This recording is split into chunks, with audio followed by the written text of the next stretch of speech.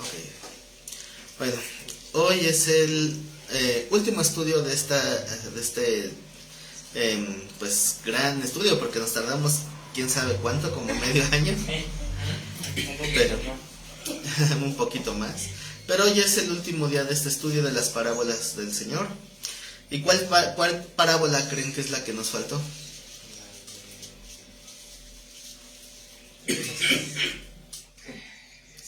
¿Quién sabe cuál? Pues si alguien ha venido constantemente, pues más o menos tiene una idea, ¿verdad? Decir, no, pues como ya tiene un montón, ya ni me acuerdo cuál, ¿verdad? Bueno.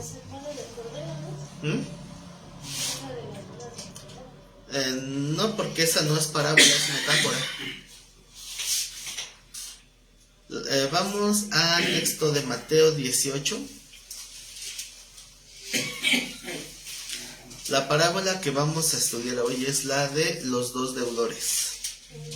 18.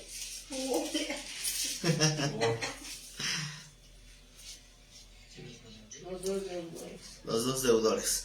¿Cuántos mandamientos conocen? Así que tal vez no así exactamente, pero más o menos una idea de cuántos mandamientos han escuchado o conocido.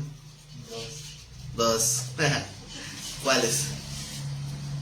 El de amar a Dios sobre todas las cosas y el del prójimo, amar al prójimo como uno mismo. Ajá, amar a Dios sobre todas las cosas y amar al prójimo. Pero esos mandamientos, que ese es el resumen de toda la ley, se pueden desglosar en cientos, ¿verdad? Cientos de mandamientos. Y tantos mandamientos que a veces son tan explícitos que a veces nos dejan como que con una mayor frustración, porque pues no siempre podemos, ¿no? Entonces, sí saben que, por ejemplo, el cuerpo es templo del Espíritu Santo, ¿no? Y es un mandamiento, pues, cuidarlo, ¿no? Cuidar el templo. Entonces, ¿cuántos cuidan ese templo? Como coca. Entonces, todo depende ya el contexto que le demos. Puede ser algo fácil en decir, pues yo no ando consumiendo sustancias ilegales o no me ando alcoholizando. Entonces dicen, pues ahí la llevo, ¿no? Pero pues si nos hacemos un examen de colesterol, de triglicéridos, de azúcar, y a lo mejor como que todo está mal, y entonces ¿en qué condiciones tienes el templo, no? Entonces, oigo el eco.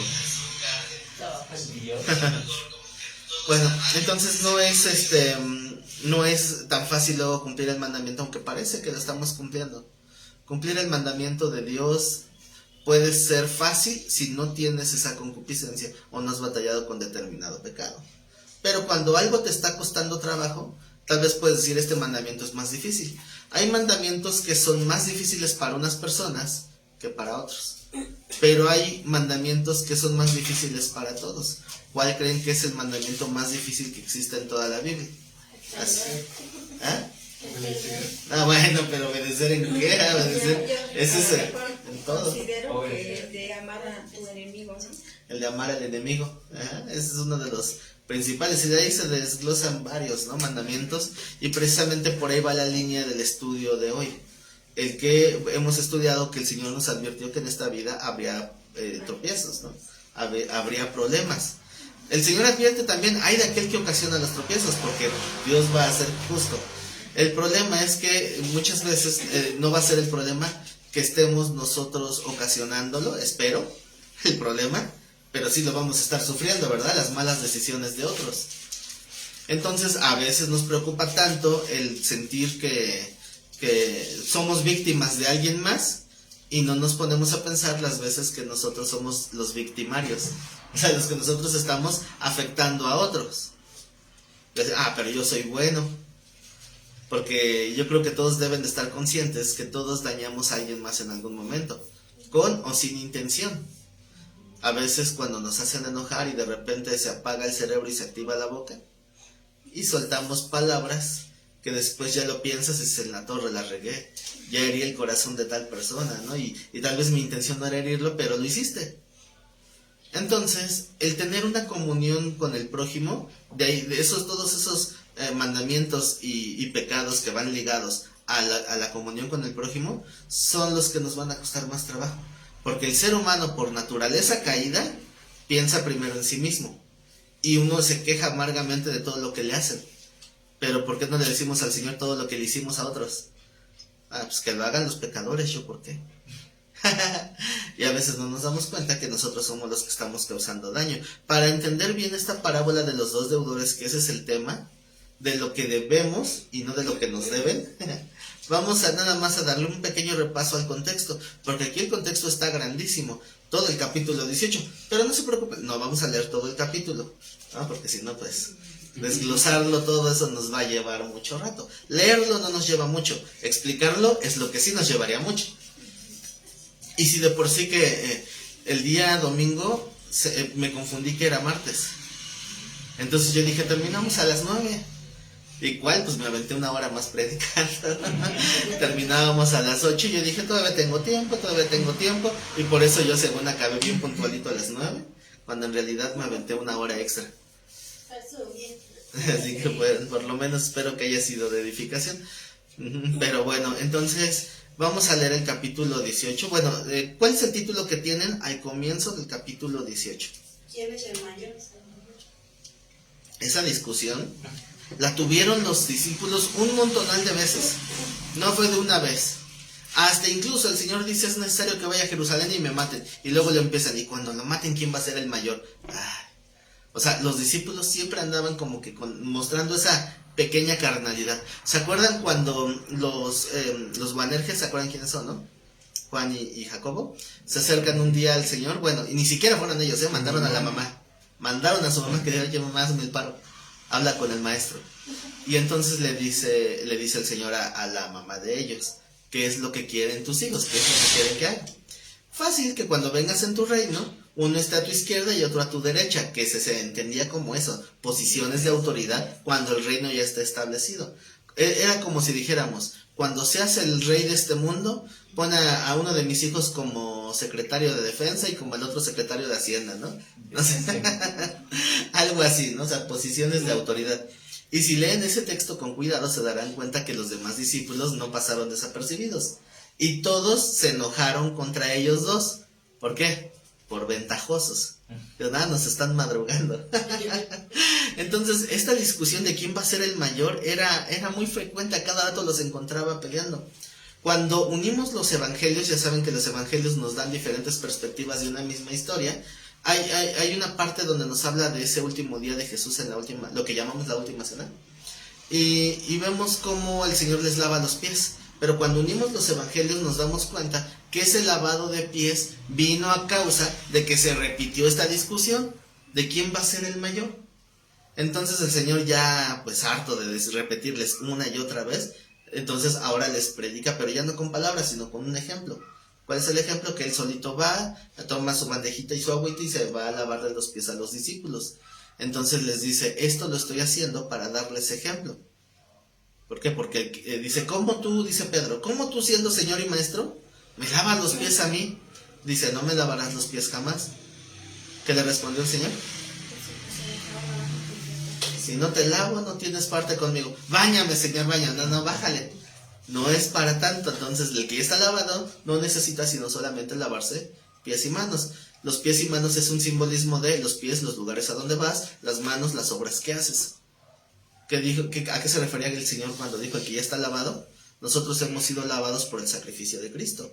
Vuelvo a repetir y reiterar 20,000 veces, la sangre de Cristo solamente tiene el poder para eso, para el nuevo nacimiento, no para estarlo ocupando para cada rato, porque es una doctrina muy popular, de me cubro con la sangre de Cristo, aplico la sangre de Cristo, invoco la sangre de Cristo y para todo, como remedio milagroso.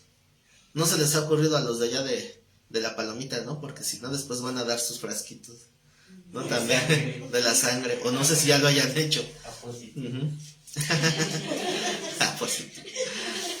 ¿Es malo o es incorrecto usar la sangre de Cristo como si fuera un amuleto o como un fetiche? Así de que si no me cubro con la sangre de Cristo. Hay hermanos que son como que muy despectivos con otras ideologías. Por ejemplo, en alguna ocasión una hermana ve cuando va a dejar a su hijo a la escuela, ve a otra señora despidiendo a su hijo y le dice, espérate, joven, te voy a dar la bendición en nombre del Padre, del Hijo, del Espíritu Santo, amén. Y dice, ay, eso no sirve. ¿no? Y así, así bien despectivo. Vente, hijo, te cubro con la sangre de Cristo. Ay, es lo mismo. No, o sea, la sangre de Cristo fue derramada para el perdón de nuestros pecados. Cubrirnos con la sangre de Cristo es la metáfora de cómo fueron cubiertos los marcos de la puerta cuando Moisés, ¿no? Cuando iba a pasar el juicio de Dios de la muerte de los primogénitos, y entonces cubrían con la sangre del cordero de los marcos de la puerta para estar cubiertos por ese sacrificio. Era la fe en ese sacrificio que estaba por encima de ellos. Entonces es eso, ¿no? Eso significa estar cubiertos con la sangre de Cristo. Pero se usa hoy de una manera muy equivocada. Así que, nada más para que quede claro, es incorrecto usar la sangre de Cristo. Y si alguien quiere estudiar este tema, les recomiendo una prédica del pastor Chuyo Olivares, que se llama así: ¿es bíblico invocar la sangre de Cristo? Y ahí él se da el tiempo de explicarlo a profundidad. Muy buen estudio. Entonces, regresando al tema, ¿a qué sale lo de la sangre de Cristo? En que uno quiere ser mayor que otro. Al baño de Pedro, ya me acordé, gracias. Entonces, recuerden que hay dos lavamientos en la Biblia, ya lo hemos hablado últimamente, ¿no? El lavamiento en la sangre de Cristo para nacer de nuevo, una sola vez y para siempre, y el otro lavamiento, ese sí es continuo, a través de la palabra de Dios. Cuando aceptamos a Cristo, nacemos de nuevo, fuimos perdonados de todos nuestros pecados. Ahora tenemos que seguir limpiando nuestro camino diario, por medio de la palabra. ¿Cómo es eso? Cuando escuchas una prédica y te dicen esto es lo que Dios quiere, y te das cuenta que tú no lo cumples. ¿Qué haces cuando te encuentras con una prédica así? Porque a muchos les da el espíritu de sueño, ¿no? Están así bien atentos, y de repente cuando digo algo que los confronta, es el mismo, la maldición del asiento del metro reservado. No se necesita, se duerme. Entonces, es triste, pero muchas veces así les pasa, ¿eh? Bueno, así me han contado que pasa. No digo. Entonces por eso muchos se sienten hasta ofendidos, muchos se van, porque la palabra nos tiene que confrontar. Ese es el lavamiento de la palabra, porque es algo que Dios nos está ordenando. Eso ya no es algo que Dios va a hacer tal cual. O sea, si tú dices, quiero ser honesto, ¿qué va a hacer Dios? Pues confrontarte con tu propia honestidad. Señor, ya no quiero decir mentiras, y llega el de los pagos chiquitos, ya vine por el abono. ¿Y qué dices? Dile que no estoy. ¿Ah? Prueba reprobada, ¿no? O sea, fallaste la prueba. Entonces lo que Dios hace es permitir que seamos probados en esas áreas. Así que nosotros somos los que tenemos que cambiar, pero ya no somos ignorantes, porque la palabra ya nos confrontó. Esa es la gran diferencia. Pedro, cuando estaba en eso de la última cena, él no había entendido. Hasta se lo dice el Señor, ¿verdad? Lo que yo hago ahora, tú no lo entiendes, pero lo entenderás después. Él porque ya sabía, pero los demás podríamos haber dicho, espero que lo entienda después, ¿verdad? Como era Pedro. Entonces el Señor estaba hablando de dos tipos de enseñanza. Uno era lo espiritual y otro era lo literal. Lo espiritual son estos lavamientos, ¿no? El de la sangre y el de la palabra. En lo literal, ¿qué era? Literalmente que laváramos pies. ¿Cuál era la enseñanza literal? La humildad. Porque era la misma enseñanza que les había dado un montón de veces. Quien quiera ser el de mayor autoridad, ¿qué tiene que hacer? Servir a los demás. Es lo que casi nadie le gusta. Entonces, en este texto de Mateo 18 habla de ser como niños. Que nos tenemos que volver como niños para poder entrar en el reino de los cielos. Cualquiera que se humille como este niño, estoy leyendo el cuadro, ese es el mayor en el reino de los cielos. Y cualquiera que reciba en mi nombre a un niño como este, a mí me recibe. Entonces, este es el ejemplo de lo que va a traer una serie de confrontaciones que va a terminar con la parábola de los dos deudores. Entonces, el siguiente título se llama Ocasiones de caer. ¿Cuáles son las ocasiones de caer? Porque ya vimos que tiene que haber un servicio, pero también dice la palabra que va a haber tropiezos. Porque tenemos que ser de edificación y no de tropiezo. Por eso dice, cualquiera que haga tropezar a alguno de los pequeños que creen en mí, mejor le fuera que se colgase la piedra de molino de asno y se hundiese en lo profundo del mar. Ay del mundo por los tropiezos, porque es necesario que vengan los tropiezos, pero ay de aquel hombre por quien viene el tropiezo. Por tanto, si tu mano o tu pie te es ocasión de caer, córtalo y échalo de ti. Bueno, etcétera, etcétera, que no quiero profundizar. Pero nada más para darle una explicación sencilla. Cuando dice que te saques el ojo, no es literalmente que te saques el ojo, ¿verdad? ¿Qué significa? Que si estás detectando algo que te hace tropezar, córtalo de raíz. ¿Vieron la película de Prueba de Fuego, la del bombero? Cuando en esa película el bombero tiene pues un problema con la pornografía. Entonces, cuando él ya se da cuenta que es un problema y quiere cortarlo de tajo, ¿qué hizo? ¿Cómo lo resolvió? Tiró la computadora y la destruyó. Entonces, ¿cuál es la enseñanza? Tienen que tirar sus computadoras. Y me dicen, ¿dónde? Nada más no las rompan mucho. Entonces, no es eso, ¿verdad? Porque para él, el tener la computadora, aunque la computadora es una herramienta que puede servir tanto de bendición como de maldición, o sea, cada quien sabe cómo usa las herramientas. Si lo usan para mal, pues entonces van a estar habituados a que sirve para eso. En el caso de él, nada más le servía para hacer tentación. Entonces, ¿qué hizo? Cortarlo de tajo. Destruyó su computadora para no tener esa tentación. Si alguien tiene, no sé, la tentación de estar en las redes sociales, borra tus cuentas de redes sociales y ya se volvió un problema. Pero tienen que ser honestos. ¿Cuál es la primera evidencia de una adicción? Lo dijo cuando quiero. El negarlo. La negación es la primera señal. Así que siempre que les digan, ten cuidado porque esta es una concupiscencia tuya, no descarten ni a ver por qué lo dice. Hay que analizar por qué. Y a lo mejor tengan razón y tenemos que hacer algo al respecto. Pero si no somos humildes con nosotros mismos, pues entonces no vamos a cambiar nada nunca. Así que tiene que haber confrontación. Esos son, y a veces los tropiezos van a llegar, son lo que Dios usa para que nosotros corrijamos. Si tú eres el que causa los tropiezos, entonces hay de ti, ¿no? Entonces, si tú sabes que algo te va a hacer tropezar, ¿qué hay que hacer? Evitar. Cortarlo de raíz, quitarlo, o sea, alejarse. Como la enseñanza de José el Soñador, cuando llega la esposa de Potifar. Hay que salir huyendo. Como dicen, más vale aquí corrió que aquí pecó. Así que hay que huirle. O sea, la tentación, nada de que voy a buscar una tentación para vencerla. No. Hay un dicho en el mundo: el que juega con fuego se quema. No podemos andar jugando con fuego. Si sabes que algo te está causando tentación, córtalo de tajo. ¿Para qué tú solito te buscas el tropiezo? Eso es lo que quiere decir sacarse el ojo. Si tu ojo te es ocasión, sácate el ojo, es decir, niégate a ver ese tipo de cosas. O si tu pie, es decir, estás yendo a lugares que son impropios, pues no vayas. ¿Quién te obliga? ¿Se acuerdan de la jovencita que decía, pastor, yo ya no ando participando de las cosas del mundo, pero mis amigas quieren que las acompañe a un antro? Y pues yo no participo de eso, ¿no? Pero si no van a decir que ya me están obligando y van a pensar mal de mí, y pues para no dar mal testimonio, y uno se justifica, ¿no? ¿Puedo ir?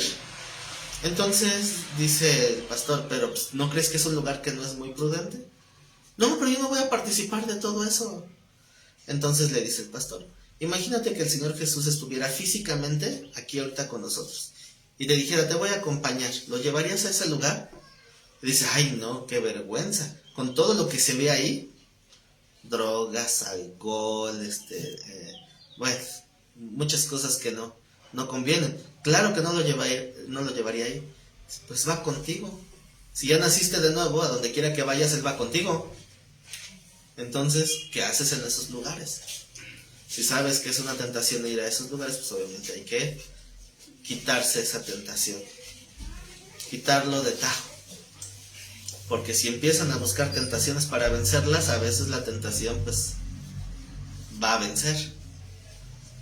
Y después que al cabo Dios perdona, al cabo Dios perdona, te puede perdonar, pero las consecuencias podrían ser ya irreparables. Y aquí es donde muchos dicen, qué exagerado el pastor, no es para tanto. ¿Ven? Eso es lo que la palabra nos muestra, ¿verdad? Pero pues cada quien tome sus decisiones. Yo como Pilato, me lavo las manos. Bueno, o como Pablo, ¿verdad? Que dice, yo estoy limpio de la sangre de ustedes porque no he rehusado darles todo el consejo de Dios. Entonces, cada quien decide lo que va a hacer, pero tenemos que verlo con un verdadero, ¿cómo decirlo? Prioridad o estar alerta, no sé qué palabra usar. No menospreciar la tentación, porque la tentación, si tú dices, sí la venzo, y si no la vences, ¿qué? ¿Saben cuál es la enseñanza que se les da a los jovencitos cuando andan de novios? La primera enseñanza es no hagan el oso. Pero el oso son siglas, ¿no? O de oportunidad, S de soledad y la otra O de obscuridad. Entonces, si hay una oportunidad de estar a solas, en lo oscuro, con la pareja, foco rojo, cuidado, cuidado, cuidado. Cuéntaselo a tu más confianza. Cuéntaselo al Señor en oración. Y arrepiéntete. ¿Por qué? Porque pueden decir, no, nosotros somos conscientes, nosotros sabemos lo que hay que hacer, pero ahí va a haber tentación. Entonces es lo primero que se le dice a los jóvenes, cuidado, cuidado, no hagan el oso. ¿Por qué? Porque podría llegar el tentador y darles un empujoncito, que tal vez es lo que luego andan esperando, un empujoncito. Y no me salgan como algunos jóvenes que dicen, al cabo nos vamos a casar. Nah, esos son pretextos, pero entonces esperen su tiempo, cuando sea el tiempo, no que vamos a apresurar las cosas, no, saber esperar, tener dominio propio, hacer bien las cosas en su debido tiempo, casarse y entonces podrán tener la intimidad que a veces andan buscando los chavos. Si no saben esperar el tiempo, pues se van a perder de un regalo maravilloso de Dios. Pero bueno, no me quiero desviar del tema. Todo esto es parte de una introducción, recuerden. Próxima clase de matrimonios. Próximamente tema de matrimonios y también de noviazgos. Bueno, entonces estábamos hablando de las ocasiones de caer, ¿verdad? Entonces, ven la secuencia, quiero que vayan viendo cómo la conversación va tornando otro camino. Primero es, quien quiera ser el mayor, tiene que servir, tiene que hacerse como un niño. Pero después advierte, ¿por qué? Porque los tropiezos van a venir. Y los tropiezos son necesarios, más hay de aquel que ocasiona los tropiezos. Entonces los tropiezos pueden llegar por mano de alguien más, pero si tú ves que ahí viene el tropiezo, pues no te avientes, ¿verdad? Uno se acomodan para aventarse. Dice, te vas a caer, sí, ya lo sé, pero lo voy a disfrutar. No. Entonces, después de esto, de las ocasiones de caer, viene la parábola de la ovejita perdida, que habla de ya la estudiamos en alguna ocasión, en donde hay que tener ese cuidado por aquellos que todavía no están bien ubicados. ¿Se acuerdan que el punto principal de la oveja perdida es que todo el mundo se siente la oveja perdida? Pero la oveja perdida es la que no tiene una idea clara de Dios. Es una oveja que está buscando a Dios, pero no sabe a dónde. Está perdida. Entonces, cuando ya conocemos y nos vamos, es que estemos perdidos y descarriados, ¿no? Exacto, esa es la oveja rebelde. Recuerden el caso del joven rico que se le acerca al Señor diciéndole, ¿qué necesito para tener vida eterna? Y lo confronta, o sea, la forma de responder del Señor es de tal manera que lo confronta con su propio pecado. ¿Cuál era su pecado? Él tenía un buen testimonio. Públicamente, pues dice, todos estos mandamientos que le dijo ahí el Señor, no robarás, no codiciarás, todo eso, eran los mandamientos que tienen que ver con el prójimo. Ok, pues nada más te falta algo. Dice el Señor que nadie puede servir a dos señores, a Dios y a las riquezas. ¿Qué le dijo al joven? Deja tus riquezas y me sigues, es lo único que te falta. O sea, tienes todo menos a Dios. Se oye irónico, ¿no? Tienes una buena conciencia, tienes buenas obras, tienes buena enseñanza, tienes todo bien, pero estás en la carne.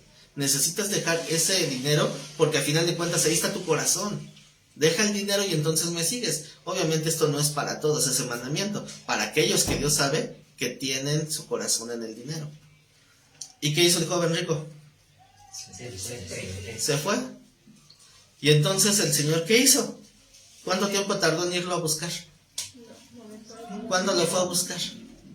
No era una oveja perdida, era una oveja descarriada que decidió Y cuando la oveja decide irse, el Señor respeta. ¿Se acuerdan la ley de la proximidad de Cristo?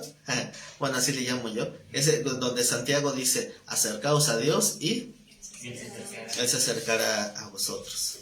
Entonces, de la misma manera, si alguien se aparta de Dios, Dios va a guardar la misma distancia, porque Dios permitió que nosotros decidiéramos esa parte. No es solamente el hecho de que Dios esté inmóvil. Tú te acercas, pues lo ves más cerca. No, es tú te acercas y Dios también se acerca. O sea, la iniciativa te la dejó en tus manos. Tú te acercas a Dios y Dios se manifiesta también en esa situación o en tu vida o en lo que haga falta. Tú te alejas de Dios y Dios no se queda inmóvil. Dios también se aleja. Y luego dicen, Señor, ¿por qué es que ya no percibo tu presencia? ¿Por qué ya no me has respondido? Y el Señor le va a decir, ay, ¿cómo? ¿Que ya no te acuerdas? ¿Te acuerdas cómo me despreciaste? ¿Te acuerdas cuando te mandé a alguien a que te invitara a la reunión y dijiste, no tengo tiempo? Y ahora sí quieres, ¿no? Hace poco les platiqué de un amigo mío que estaba yo tratando de convencer de que se acercara. Y me decía, no tengo tiempo para Dios. Me quedé casi como, ¿qué será? Unos 30 segundos así pasmado. O sea, no me cabe en la cabeza que alguien diga eso. Y con esa desfachatez, ¿no? Y dije, bueno, está bien que no tengas tiempo para Dios, pero ¿qué crees? Él tampoco va a tener tiempo para contigo. Entonces, ¿cómo es posible que esa gente la que luego está? Es que yo le pido a Dios que me bendiga. ¿Cómo te va a bendecir si tú no te acercas? Esa es la regla que Él puso. Él respeta. Entonces, no confundan la ovejita perdida con la ovejita descarriada. Recuerden que cuando el pastor se fue por la ovejita perdida, quedaron 99 ovejas solas, pero que saben permanecer. Esa es la idea. Pero a veces cuando están las 99 solas, resulta que ve por ahí una cabrita ahí infiltrada y empieza a desbocar a las demás. Así que bueno, hay que tener cuidado con eso. Entonces, el énfasis de la oveja perdida es el gozo, porque llegó con la ovejita que no sabía de dónde era. Todo esto va ligado, ¿sí se dan cuenta? ¿Cuál es el común entre estos tres temas? ¿Quién es el mayor? Ocasiones de caer, la oveja perdida. ¿Qué tienen en común esos tres subtemas?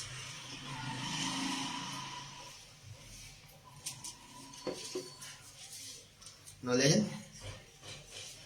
La dirección que toma uno, al final de cuentas, ¿no? En parte sí.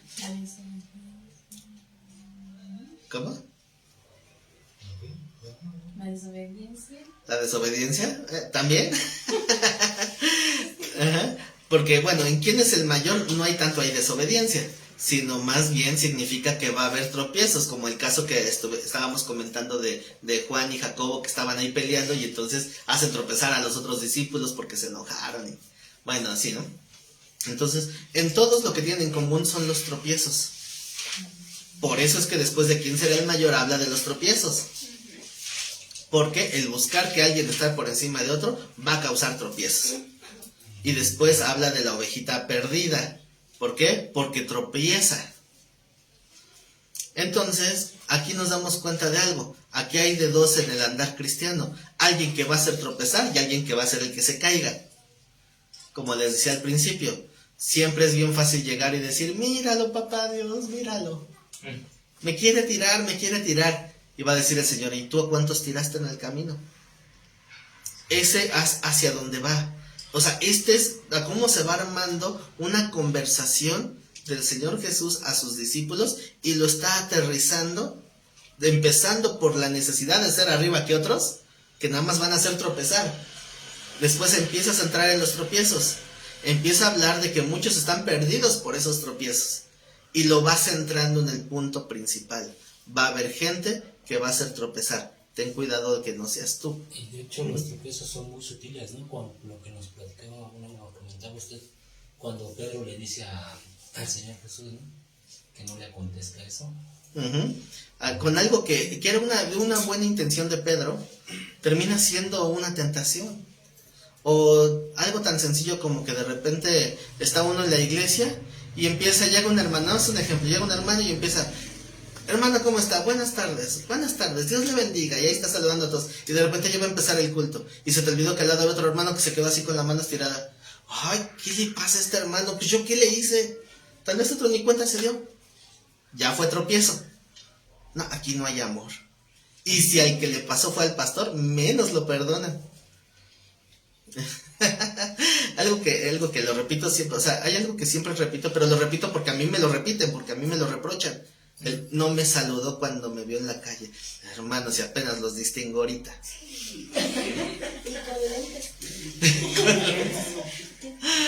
Ajá. Y apenas, precisamente el martes pasado alguien me reclamó en la calle. Dice, oye, ¿tú ya no me quieres hablar o qué? Pasé hacia el ladito. Digo, ni cuenta me di. Digo, pero me pueden hablar también, ¿no? O sea, algo tan simple, algo tan sencillo, que puede causar tropiezo. Y luego por cositas así de repente ya no está uno en la iglesia. ¿Y ahora qué le pasó al hermano? ¿Qué le pasó a la hermana? Pues dice que no hay amor porque no le saludó. O porque, otra causa ha sido que porque es que de seguro ya vino la esposa de tal hermano con el chisme y está aventándole puras pedradas. Yo ni he enterado, pero a lo mejor Dios le quería hablar. En fin, así, por cualquier cosita. Porque está bien que Dios nos compara como vasijas de barro, pero unos sí se pasan, se sienten carritos de Guadalajara, ¿no? Se quiebran con cualquier cosa. Entonces, y eso es por lo menos. Ahora, ¿qué pasa cuando alguien así de plano sí tiene la intención de pelear? Hay gente que, bueno, todos tenemos un temperamento, hay gente que va logrando dominar un carácter y hay gente que se quedó. Decía un hermano, este varón no salió de Egipto, se quedó ya. y o sea, va a haber gente que sí, incluso dentro de las iglesias, que por cualquier cosita puede pelear y puede hacer alboroto, justificado o no, sea como sea, está haciendo alboroto y puede ser tropezadero. Hace un tiempecito no muy lejano había una hermanita que, híjole, si supieran a cuántos corrió de la iglesia, es la que más me tenía, no voy a decir quién, no voy a decir quién, no voy a decir quién, ni traten de adivinar, pero de repente había, híjole, ¿cómo me ponía en clamor esta hermana? Una persona que han corrido de innumerables congregaciones. ¿Ah, es de otra? Yo pensé que era de aquí. No, por eso la recibimos aquí. No, pero yo hablaba de otra. Ah, no sé. En todos lados, como se cuecen habas. Era de otra congregación. El ministerio del hermano Lija es muy adaptable a las congregaciones. Hay uno. Entonces, nada más así una breve historia. Esa cierta personita estaba ayudando, volanteando un montón del instituto, cuando lo único que hizo fue hacer que nadie quisiera venir. Una persona que llegó al instituto me dijo, pues yo cuando llega y encuentra a la persona que le invitó, dice, ay, qué bueno que sí vino. Y esta persona que iba llegando me dice a mí, si supiera que aquí es donde ella me invitaba, no venía. Yo, ay, qué mala onda. Digo, pero no por mí, sino porque empiezan a ver lo que aprende y lo que hace, aprende entre comillas, y lo que hace, pues dicen, no, yo nunca voy a ir a ese lugar, o sea, para ser como tú. Un testimonio muy malo, lamentablemente.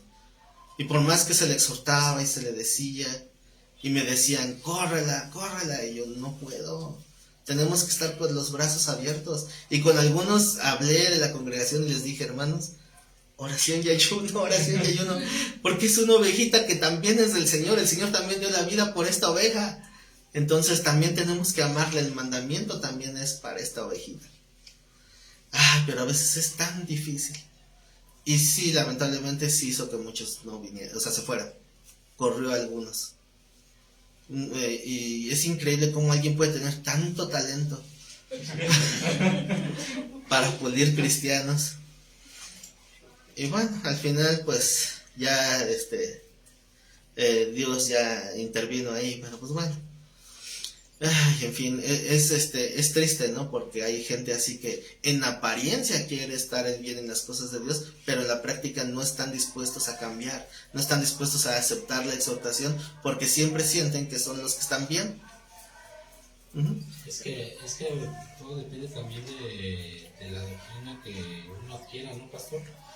Porque siempre como, bueno, la mayoría de veces lo que enseñan es que el punto central es uno, Ajá. ¿sí? Cuando en realidad el punto central siempre va a ser Cristo, ¿no?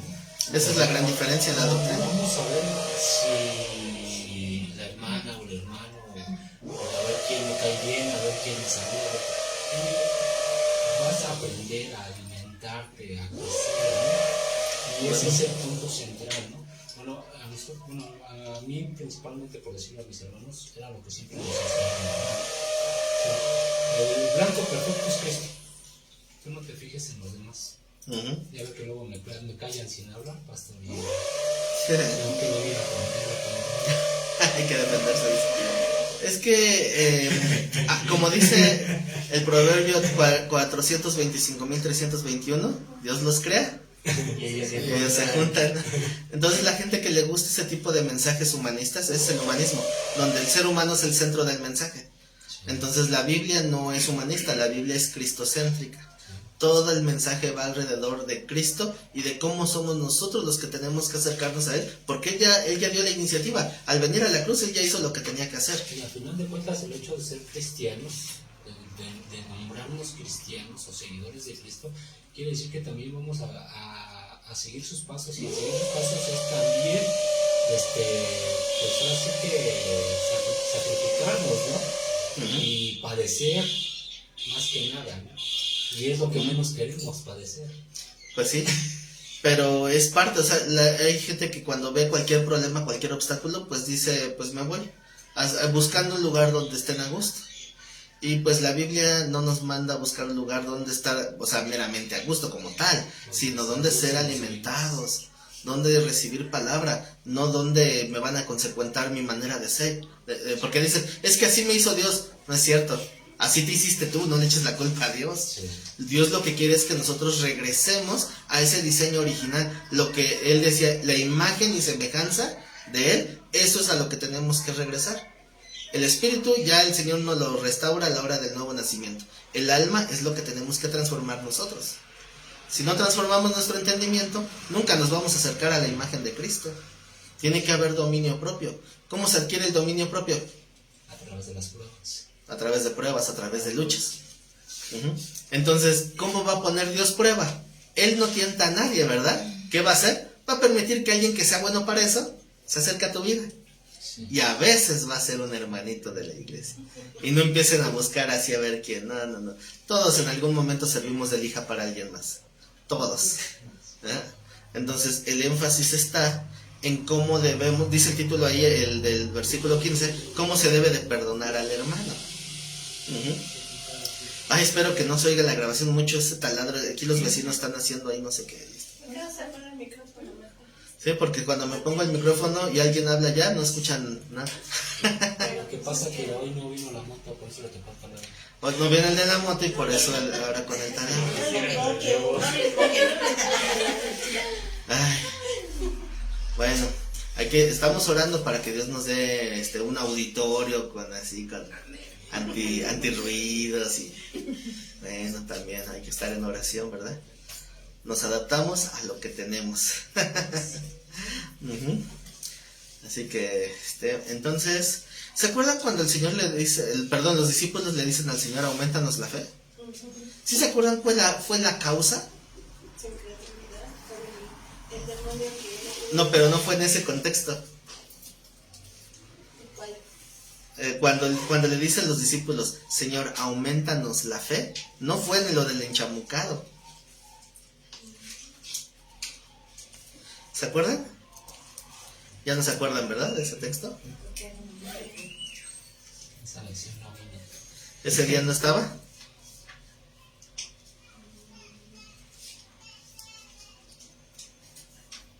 No, ¿verdad? Bueno, lo que pasa es que en ese momento el Señor estaba diciendo que si 7 veces al día llega tu hermano, o sea, que te ofende, y 7 veces al día te pide perdón, perdónale. Y esos de los discípulos dicen, aumentanos la fe. Ajá. Pero esa es en realidad la forma para que aumente nuestra fe, ¿no? Pues sí, es la confianza en que Dios es el que va a hacer la obra. Estaba buscando ese texto, aquí no lo hallo todavía.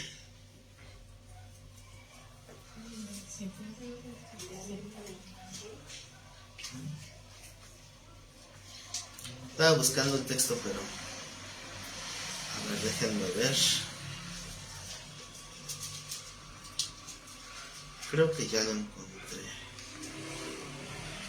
Es Lucas 17.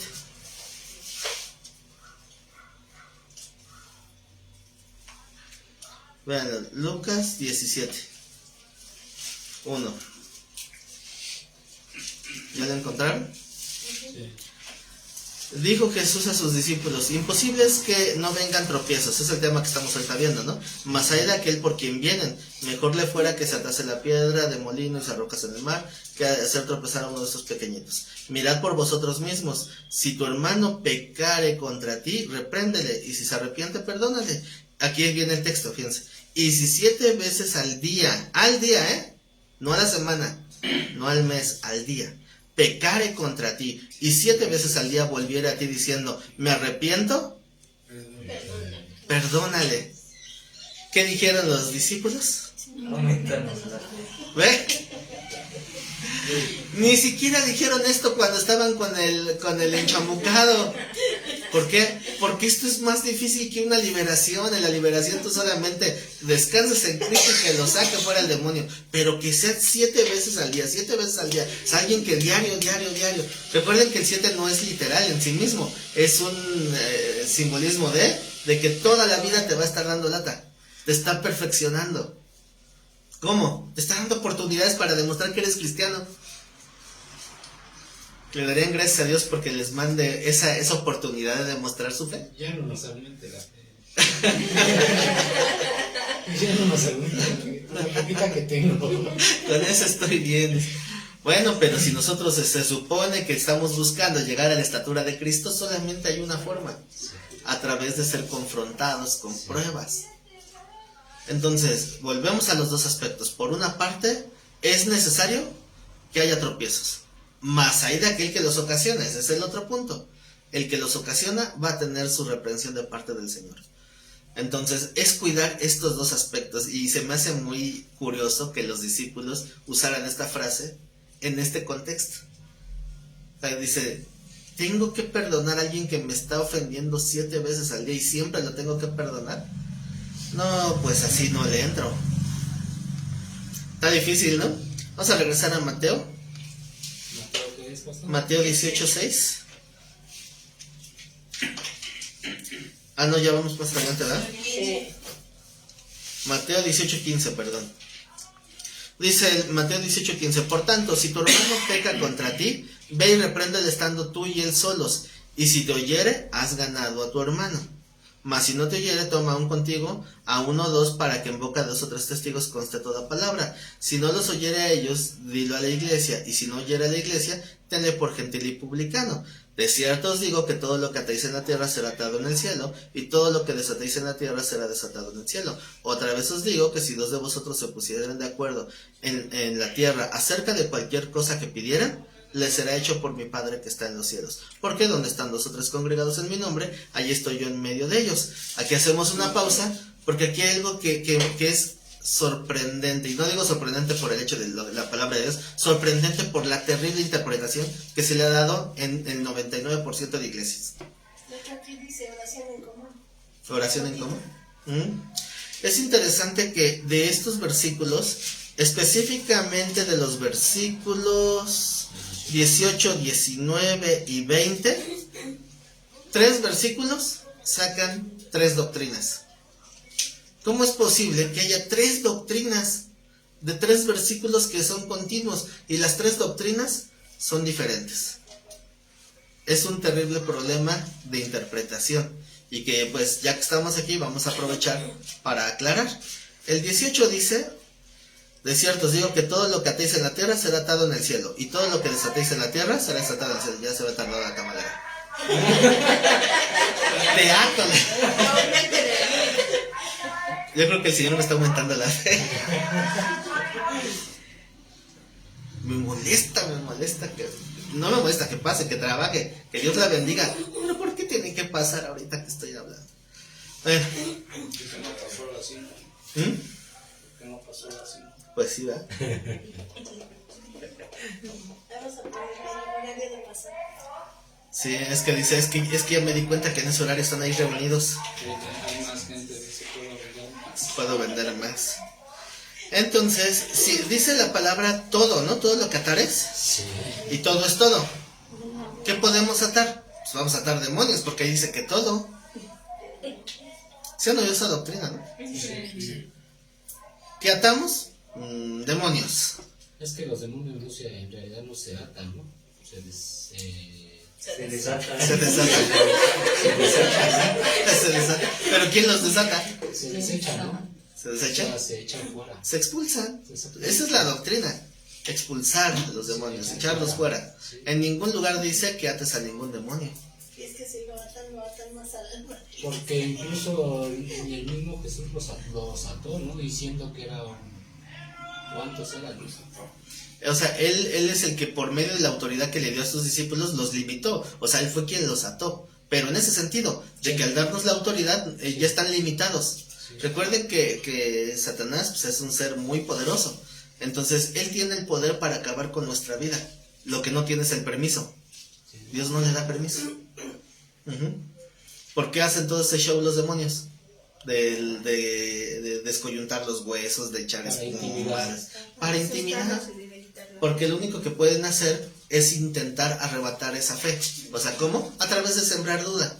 Porque donde hay duda es lo opuesto a la convicción, y la fe es convicción y certeza. Entonces, ese es su objetivo. La capacidad de dañarnos la tienen, pero no pueden porque no tienen permiso. Vemos dos simples ejemplos. Job, cuando dice, pues, el Señor le dice, ¿has considerado a mi siervo Job? Pues, ¿cómo le voy a hacer algo si tú lo tienes cercado? No tienes la oportunidad de acercarse. Y por eso Dios le permite, te voy a dejar que te acerques, pero te voy a decir hasta dónde. Le suelta la correa, como el perro amarrado. O como el león rugiente, ¿verdad? Que está ahí esperando a quien devorar. Le suelta un poquito la correa. Toca todo lo que tiene, pero a él no lo toques. Pasó la primera ronda. ¿Ya ves cómo mantiene su integridad? Ah, pero ¿por qué no me dejas tocarlo a él? Ok, tócalo a él, pero no lo mates. Y le da esa como sarna y está. ¿Cómo lo hizo Satanás? Hasta donde Dios le permitió, porque Dios sabe hasta dónde podemos soportar. Entonces, así vendrán las tentaciones. Porque si hubiera sido de Satanás, lo hubiera despedazado. Sí, por la voluntad de Satanás. ¿Creen que Satanás está esperando que nosotros seamos perfeccionados? La palabra dice que quiere devorarnos. Por eso está como león rugiente hambriento. Él nos odia porque Dios nos ama. Entonces, por eso nos odia. Así que, pues el diablo, si él tuviera la oportunidad, pues sí nos mata. Pero bueno, ahí descansamos nosotros, ¿no? Dios no lo deja. Cuando el Señor le dice a sus discípulos, les doy autoridad sobre toda obra del enemigo, ¿qué hizo? Tomar la correíta de Satanás y jalarla. A eso se refiere con que, ¿cómo puede entrar alguno en la casa del hombre fuerte y saquear sus bienes si primero no le ata? ¿Quién lo ató? Él, no nosotros. Es que ahí dice que primero hay que atarlo. No, dice que él lo ató, no que lo tenemos que atar. Pero acá en Mateo dice que lo que atemos. No son contextos totalmente diferentes. No puedes hablar de demonios si en todo lo que hemos analizado ahorita no hay bueno, sí hay demonios. No, bueno, no. Estoy bromeando, o sea, los que causan tropiezos. Es broma. Yo hablo por los que causan tropiezos. Era broma. O sea, ya me están haciendo bolas, ¿no? No. Así que nada más estoy jugando. No, ya hablando en serio. En el contexto no se habla de demonios. Así que la palabra, nada más porque dice palabra atar, ¿relacionamos la palabra?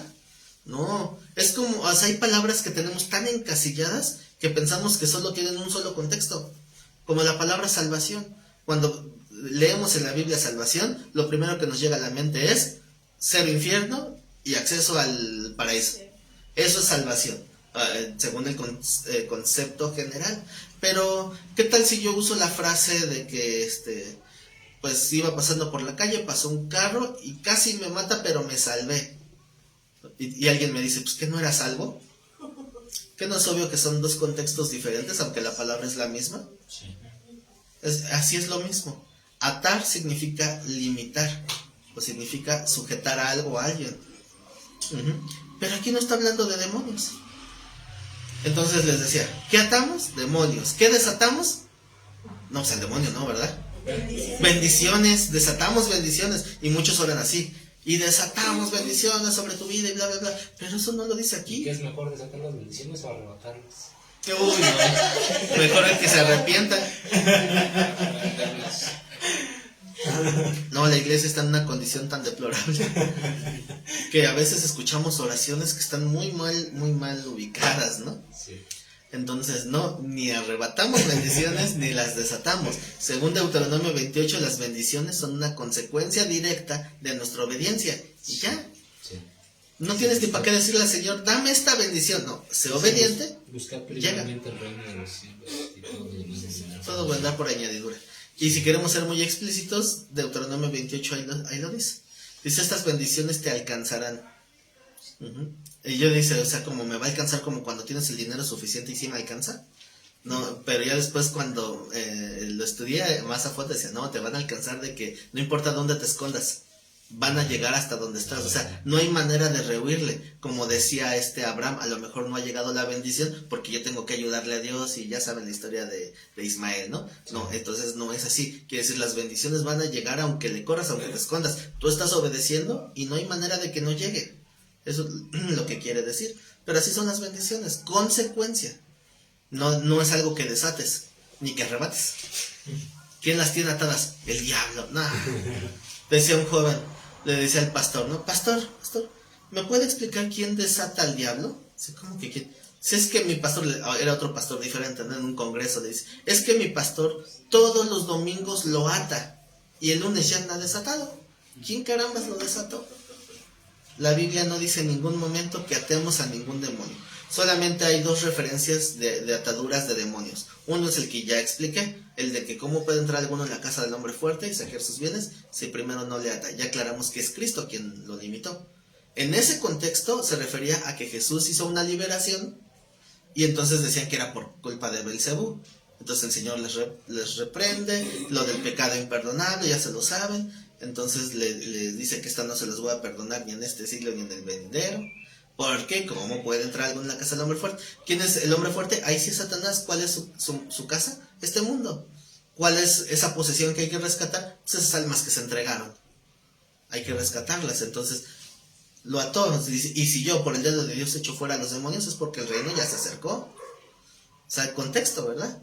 El otro texto que habla de atar al diablo es cuando dice que venga Cristo a la tierra y entonces no nosotros, un ángel va a atar a Satanás por 1000 años. No nosotros, es un ángel. Posiblemente Miguel, ¿no? Lo va a atar por 1000 años para que no esté dando lata aquí. Nosotros no tenemos esa doctrina. No hay sustento bíblico para ello. Obviamente alguien que difiera ahí en internet pues puede poner sus argumentos en los comentarios y pues los explicamos, ¿verdad? No hay problema. Así que, doctrina número 1, derribada, ¿verdad? Del versículo 18. Doctrina número 2, versículo 19. Si 2 de vosotros se pusieran de acuerdo en la tierra acerca de cualquier cosa que pidieran, les será hecho por mi Padre que está en los cielos. El uso que yo le he visto que le dan a este texto es, hermanito, pues, no le ha contestado el Señor, ¿verdad? No, todavía no tengo mi respuesta. Mira, hermano, yo estoy buscando un Ferrari. Apóyame en oración y cuando me dé mi Ferrari yo te apoyo en tu oración. Y al cabo el Señor ya está ligado por sus propias palabras, porque Él dice que cualquier cosa que pidamos nos la dará si 2 se pusieren de acuerdo. Así que vamos a ponernos de acuerdo.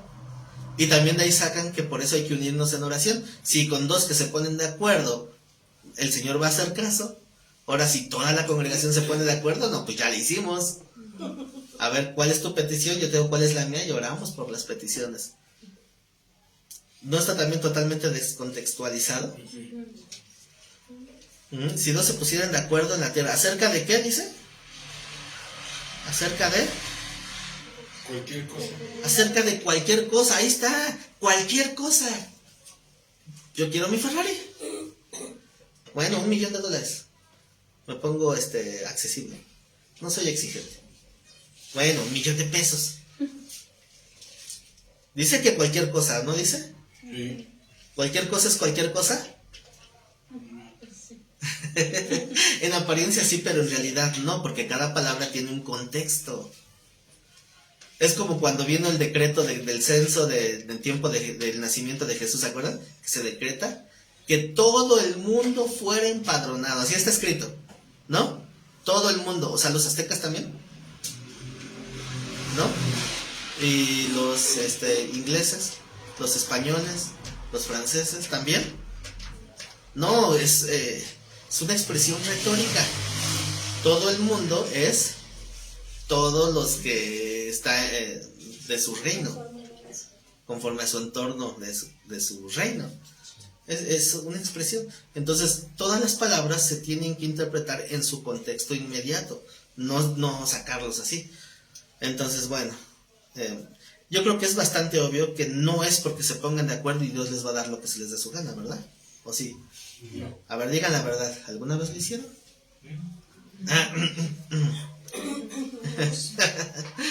No, porque hay muchos hermanos que sí he escuchado que hacen ese tipo de oración.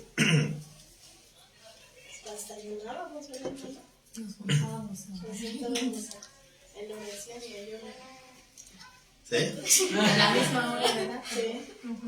Ahora, eso está bien cuando se hace con un contexto adecuado, o sea, con un entendimiento adecuado. Pero algunos piensan que esto es como torcerle el brazo a Dios. Así como Ese que... era el concepto que nos habían enseñado. ¿Ah, sí? Obviamente no podemos obligar a Dios a hacer algo que está en contra de su voluntad, o sea, es absurdo. Si Dios dice no, es no. Ah, sí, pues ahorita vamos a ver como si tú dijiste que si nos ponemos de acuerdo tú no lo das. Así que ya me puse de acuerdo con los hermanitos y... Tú dijiste, dámelo. ¿Y qué te va a decir el Señor? Te voy a dar, pero con la vara. Ajá. Obviamente esto no es así. Mi favorito, el versículo 20. Donde están 2 o 3 congregados en mi nombre. Esto, así, siendo honesto, me da pena ajena. Porque lo oigo de tantos hermanos y luego, híjole, ¿cómo te explico? Lo estás usando mal. Cuando dicen, yo siempre he dicho que este es el versículo del pastor que no tiene congregantes. Como yo el sábado.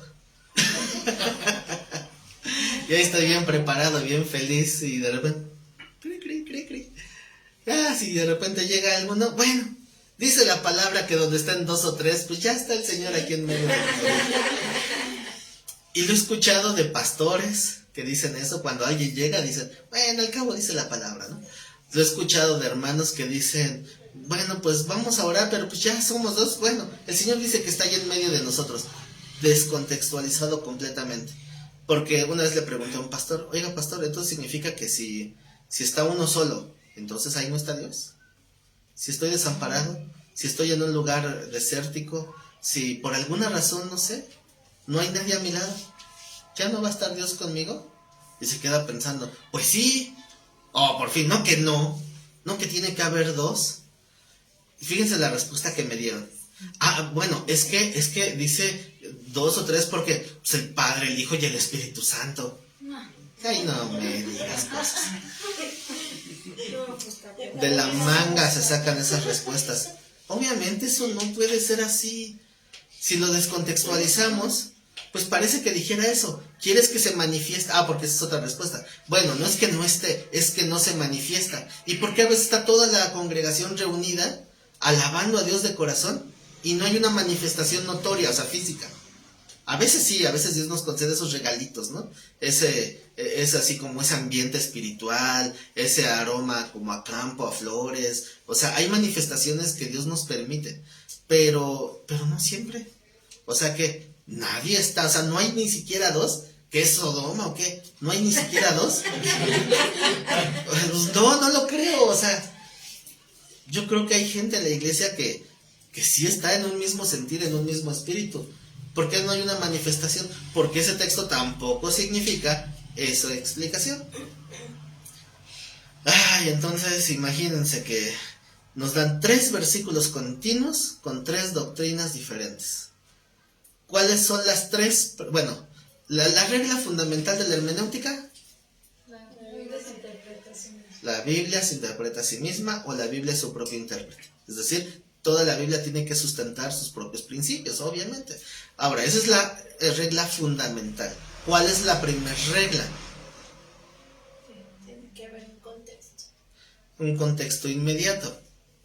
¿Cuál es la segunda regla? Tener cuidado con lo que interpretas. No, esa es la advertencia. La segunda regla sigue siendo el contexto, pero el contexto general. Por eso es contexto inmediato, contexto general. No se pierdan estudio de hermenéutica. Ahí está en la página de YouTube. Regresando después de este mensaje de sus patrocinadores. Entonces, vamos a ver. El Señor, ¿de qué estuvo hablando en los primeros versículos del capítulo 18? ¿Qué quedamos que había en común en todos esos textos anteriores? La existencia de tropiezos, ¿verdad? Ahora, ¿será que de un momento se le olvida al Señor lo que está hablando para hablar de atar demonios, de desatar bendiciones, de ponerse de acuerdo para que Dios obedezca lo que queramos y para decir que se va a manifestar donde estén 2 o 3? No tiene ningún sentido, ¿no? Piensen en el versículo 21. Entonces se le acerca Pedro y le dice: Señor, ¿cuántas veces perdonaré a mi hermano que peque contra mí? Y el Señor le responde: ¿qué no ves que te estoy enseñando a atar demonios? Ahí se quedan buscando, obviamente no dice eso. Se quedan viendo como que ¿dónde dice? O sea, el Señor, si estuviera hablando de otros temas, obviamente cambiaría de tema. Pero hasta el mismo Pedro, siendo Pedro como es Pedro, aún así él entendió que el tema seguía hablando de perdonar al hermano. O sea, Pedro, con todo y su dureza, entendió el mensaje y no se cambió de tema, no descontextualizó. ¿Qué significan entonces estos 3 versículos? ¿Se acuerdan cuál era el proceso contra el hermano que peca? Tú y él solos, paso número 1, ¿no? Paso número 2, 2 o 3 testigos. Paso número 3, dilo a la iglesia. Y si no, paso número 4, excomunión. Tenlo por gentil y publicano. 4 pasos cuando alguien en la iglesia está en pecado contra uno. O sea, cuando soy víctima de alguien de la iglesia que me está dañando. No es correrlo y ya, es confrontarlo en etapas. La primera etapa, tú y él solos. Traten de hablar y de aclarar. No tuvieron entendimiento, bueno, vamos a buscar a alguien que sea testigo. Alguien que tenga conocimiento de la palabra, alguien que sea neutro, que no tenga favoritismo. A veces piensan que los testigos es para echar montón. Necesito testigos, vente, vamos a echarle un montón a aquel. No, el testigo, ¿qué es un testigo? Alguien que vio yo, o sea, alguien que conoce la situación y que va a ser neutro. Y entonces puede ayudar a discernir la situación y que haya entendimiento. Más del 90% de los problemas en las iglesias, ¿saben dónde se solucionan? En el primer paso. En ir y confrontar a alguien a solas, ahí se resuelve. Es muy fácil arreglar un problema. Y a veces los problemas crecen más y más. Entonces la primera confrontación se refiere a lo que es el 18. ¿Sí? ¿En el atado? Ajá. No. Lo que pasa es que este proceso va hablando de qué pasa cuando no hay un arreglo. Esto lo podemos ver. ¿Se acuerdan de la historia de Pablo que cuenta de un muchacho que estaba viviendo en pecado porque andaba con su madrastra? Sí. A ver si lo encuentro. Es en Primera de Corintios 5. Aquí vemos el uso práctico, un caso práctico de esto.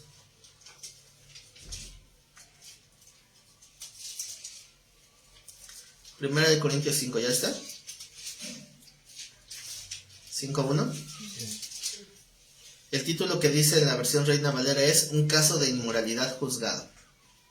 Y dice el texto: de cierto se oye que hay entre vosotros fornicación, y tal fornicación cual ni aun se nombra entre los gentiles, tanto que alguno tiene la mujer de su padre. O sea, fíjense a qué nivel de descaro. ¿Por qué se toleraba esto? Ah, porque sacan esos textos de contexto, como el que esté libre de pecado que arroje la primera piedra. ¿Quién eres tú que juzga al criado ajeno? O no me juzgues para que no seas juzgado. O sea, ese tipo de textos hacen como que, no, sí, claro. Es que la doctrina que se ha infundado, pastor, es eso, ¿no? De que de un texto sacan un estudio, pero nunca se nos enseña o se nos enseñaba el contexto. ¿Sí? Ese es el problema de los versículos, que pensamos que los versículos son temas independientes y pues no. Tenemos que leer y estudiar sin considerar capítulos, ni versículos, ni títulos. Los títulos tampoco forman parte del texto original. Estudiamos las cartas de continuo, todo así de corredito, para entender cómo se va dando esa conversación. Dice en el versículo 2, y vosotros estáis envanecidos. ¿Qué significa envanecidos? Huecos, hinchados, o sea, no se dan cuenta. ¿Ahí dice hinchados? Es que envanecido significa hinchado. ¿No deberíais más bien haberos lamentado para que fuese quitado del medio de vosotros el que cometió tal acción? Fíjense Pablo lo que dice: ciertamente yo, como ausente en el cuerpo pero presente en espíritu, ya como presente he juzgado al que tal cosa ha hecho. ¿Qué es lo que hizo Pablo? Pues no, que no hay que juzgar. No, a la iglesia tiene que estar en un constante juicio de exhortación. No es un propósito de la iglesia que nos estemos exhortando a buenas obras. Si vas a exhortar, es obvio que hay un juicio. Es decir, tú ves un hermano que está en pecado, a lo mejor tú te estás equivocando y viste mal, pero lo confrontas: oye hermano, yo vi como que esto no está bien, como que no es bueno, como dijera el sacerdote Elí. Sí fue Elí, ¿no? Que dijo a sus hijos: no es buena fama la que oigo. ¿Qué creo que a nosotros nos sucede eso, ¿no? Conocemos una hermana, igual de ahí donde vendemos, y ella, eso es lo que hace, ¿no? Se puede decir que nos exhorta, ¿no? Oye hermano, es que esto no está bien, no deberías de hacer esto, no deberían de comportarse así. Pero desgraciadamente lo que sucede con lo que dice la Biblia, ¿no? Ve la espina en los demás, pero no ves la vida que trae en su ojo, ¿no? Y tiende a que las demás personas que se encuentran con nosotros, que no son cristianos, juzguen peor. Lo que le decía yo a Miriam, ¿no? Le decía: eso es lo que debemos de hacer nosotros, ¿sí? Cuidar eso, que no cometamos lo mismo. Precisamente porque dice la Biblia: para que el nombre de este Dios no sea blasfemado por nuestra culpa, ¿no? Ese es lo más peligroso, que a veces la misma iglesia cristiana es la que provoca que sea blasfemado el nombre de Dios por nuestro mal testimonio. Eso está en el libro de Romanos, ¿no? Entonces nosotros deberíamos de glorificar a Dios con nuestra actitud, con nuestra conducta, pero el punto está en que no tengo autoridad para exhortar a mi hermano si yo estoy en la misma, o peor. Por eso es que dicen: ve primero la viga de tu ojo, ¿no? Antes de quitarme la pajita. Entonces, el punto está que el texto de la viga y la paja no quiere decir que no juzgues. Quiere decir que primero te limpies tú para que puedas apoyar a tu hermano a restaurarse. Entonces, recuerden que hay dos tipos de juicio: el juicio de discernimiento y el juicio de condenación. El juicio de condenación solo lo da Dios. El juicio para reflexionar y entender lo tenemos que hacer todos. Si yo discerno que alguien en la iglesia está mal, imagínense que yo veo a algún hermano que está aquí en pecado, bien descarado, y cuando le quiero decir algo, dice: pero si usted, no dije nada, no, a mí no me señales, no me digas. Entonces mejor yo tampoco te digo para que no me digas a mí también. No, pues así la iglesia se engaña sola, y la iglesia se convierte en un mero club social. Nada más vamos a jugar a la iglesita. No estamos jugando a la iglesita, estamos buscando crecer y ser un apoyo mutuo en ese crecimiento de lo espiritual. Sí. Así que dice Pablo que ya lo juzgó.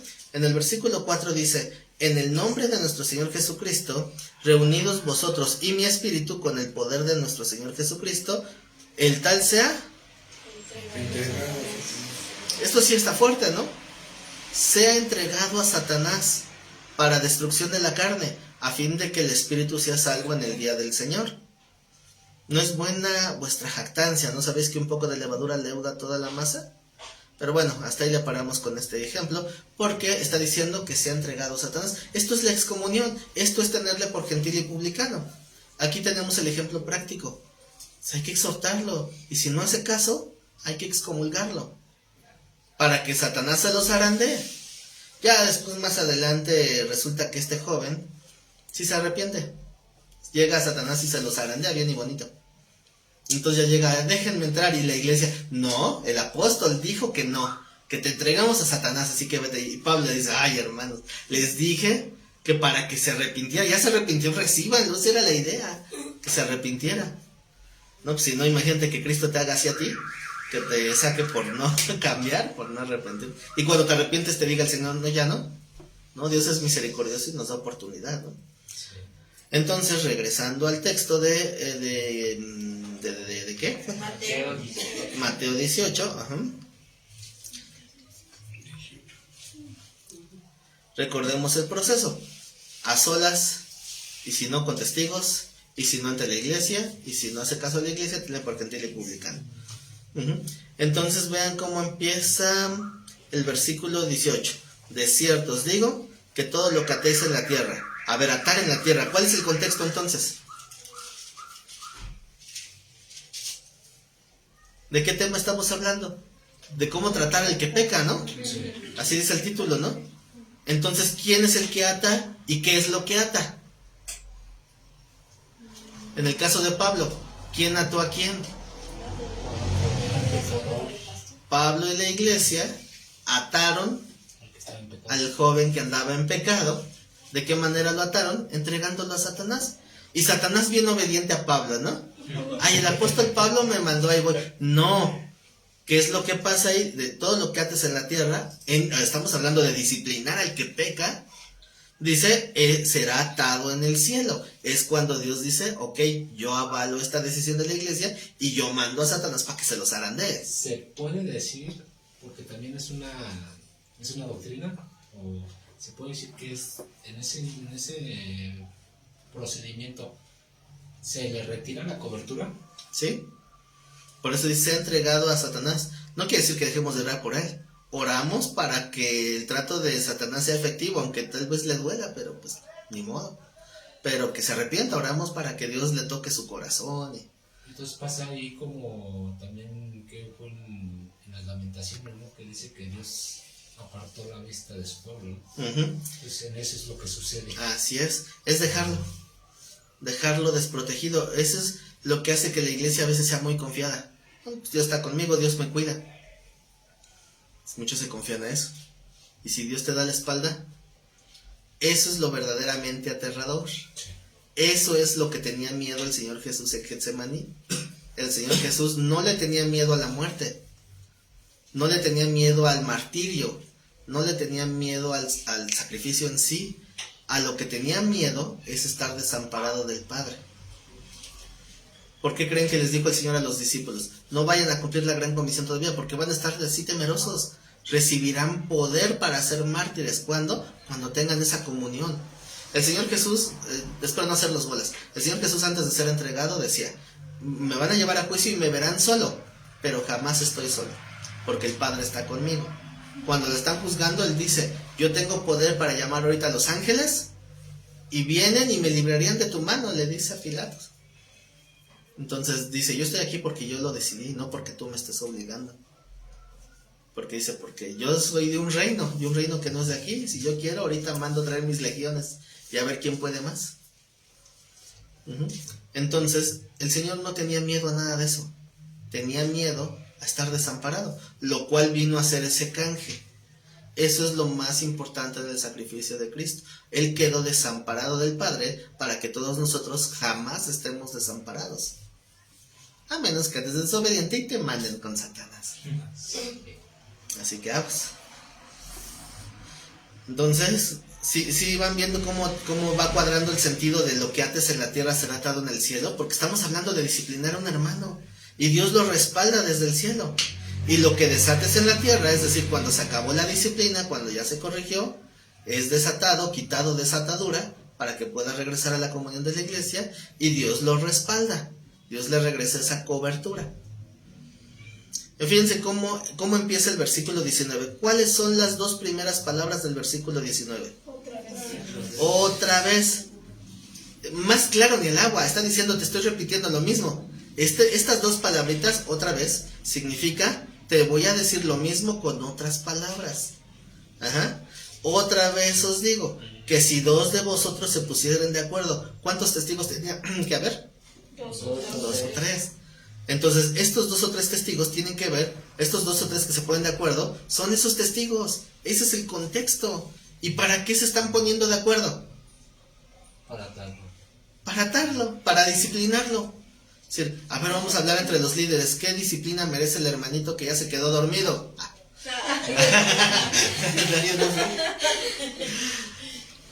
Dice, no, aquí estoy. Se ponen de acuerdo. Ese es el contexto. Y por eso dice, otra vez os digo. Otra vez les voy a decir qué es atar. Que si dos se están poniendo de acuerdo acerca de cualquier cosa es en el contexto de cualquier disciplina que decidan darle al hermano. Entonces les será hecho por mi Padre. ¿Por qué? Porque lo ataron en la tierra y lo ató en el cielo. Por eso dice, otra vez los digo. ¿Cuál es la primera palabra del versículo 20? ¿Por qué? ¿Qué indica esa palabra? Porque significa que te voy a aclarar un poquito más el versículo anterior. Las mismas palabras nos están diciendo que el tema es el mismo. Porque donde están 2 o 3 congregados en mi nombre, o sea, ¿congregados para qué? Para disciplinar al hermano, para exhortar al que está en pecado. Pero no es en su jactancia o en su carne. Si están en mi nombre, o sea, si están en el nombre de Cristo, entonces yo voy a estar dándoles ese respaldo. ¿Ven cómo no cambió el tema en los 3 versículos? La iglesia disciplina y Dios respalda. La iglesia se reúne, Dios respalda. La iglesia decide y Dios respalda. No cambió el tema. Y por eso Pedro lo entendió perfectamente. Y por eso dice, entonces ¿cuántas veces debo de perdonar yo? ¿Ven cómo Pedro entendió que no se cambió de tema? ¿Que siguió hablando del mismo tema siempre? Dice, ¿cuántas veces debo de perdonar a mi hermano que peque contra mí? ¿Hasta 7? ¿De dónde sacó la idea Pedro que 7? De la manga. De lo que había dicho Jesús al principio, ¿no? Que si 7 veces al día le pecar el hermano. Pero ese fue en el Evangelio de Lucas. Y ese fue aparte. Lo que pasa es que en la ley de Levítico dice que cuando alguien pecare contra ti, perdónalo 4 veces. El 4 es el símbolo de la debilidad. Entonces Pedro, él ya entiende a estas alturas que con Cristo todo se exalta más. Entonces dice, pues 4 no han de ser. O sea, hasta 7. Recordemos que el 7 significa plenitud. Hasta 7. Entonces, ¿qué le dice el Señor? No te digo que hasta 7, sino aún hasta 70 veces 7, lo cual tiene un significado numérico, porque muchos llevan su lista. 7 por 7, 49, o sea que son 490 veces, ¿verdad? Llevo mi libreta. 488, 489, 490, ahora sí vas a ver, ya no te voy a perdonar. No es algo literal, o sea, por eso comparamos con el texto de Lucas donde dice, si 7 veces al día, está diciendo siempre tienes que perdonar. Pero aquí nos daba el detalle de cómo se exhorta al hermano. Entonces, hasta 7, Señor, ¿no? Hasta 70 veces 7. En numerología significa hasta que te perfecciones en el perdón. Siempre. Entonces, nos quedan 10 minutos para entrar en el tema de hoy. Es que lo más importante era todo este contexto. A veces estudiamos las parábolas, pero si no sabemos qué dio pie a la parábola, no entendemos la intención, no sabemos ni por qué ni para qué. La parábola dice, por lo cual, fíjense, hasta la misma palabra nos está diciendo o sea, el texto dice que la parábola es consecuencia de toda esa conversación de cómo se debe de tratar al que está ocasionando los tropiezos. Por lo cual, el reino de los cielos es semejante a un rey que quiso hacer cuentas con sus siervos. Y comenzando a hacer cuentas, le fue presentado uno que le debía 10,000 talentos. ¿Saben cuántos son 10,000 talentos? ¿Alguien tiene tabla de conversiones en su Biblia?